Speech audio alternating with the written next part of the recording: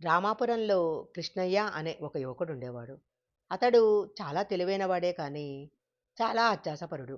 ఒకసారి ఆ ఊర్లోని రామనాథం అనే వ్యాపారి ఇంట్లో అగ్ని ప్రమాదం జరిగింది.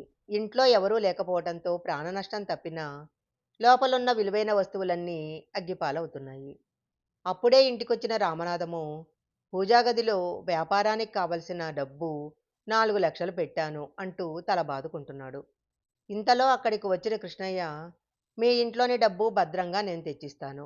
అయితే నేను కాపాడిన డబ్బులో నాకు కావలసింది నేను తీసుకొని నాకిష్టమైనది నీకిస్తాను. సరేనా అన్నాడు.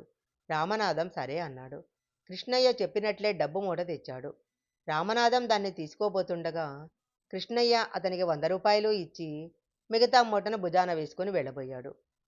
ఇది అన్యాయమంటూ రామనాథం అటకాయించాడు. కృష్ణయ్య ఎదురు తిరిగాడు. విషయము పంచాయతీకి వెళ్ళింది. ఇద్దరు చెప్పింది విన్న పంచాయతీ పెద్ద కేశవరావు ఒకవైపు మూటని, మరొక వైపు 100 రూపాయల నోటుని పెట్టమన్నాడు. పెట్టాక కృష్ణయ్య, ఇందులో నువ్వు కోరుకుంటున్నది, నీకిష్టమైనది ఈ పెద్ద మూటే కదా అని ప్రశ్నించాడు. కృష్ణయ్య అవునన్నాడు. నువ్వు నీకిష్టమైనది ఇస్తానన్నావు కాబట్టి ఆ మూటను రామనాథం చేతికివ్వు అని తీర్పు చెప్పాడు. ఇది అన్యాయము. నాకిష్టమైనది అంటే నాకిష్టం వచ్చినంత ఇస్తాను అన్నది నా ఉద్దేశం అన్నాడు కృష్ణయ్య. నీ ఉద్దేశం మంచిదైతే ఎలాంటి గొడవ లేదు. మారు మాట్లాడక చెప్పింది చెయ్యి. నువ్వు సాహసవంతుడవైనా అత్యాస వల్లే తప్పుదారి పడుతున్నావు. ఇకనైనా మార్పు తెచ్చుకో అని కేశవరావు మందలించి వెళ్ళిపోయాడు. ఈ కథ గనక మీకు నచ్చినట్లయితే లైక్ చేయండి, షేర్ చేయండి.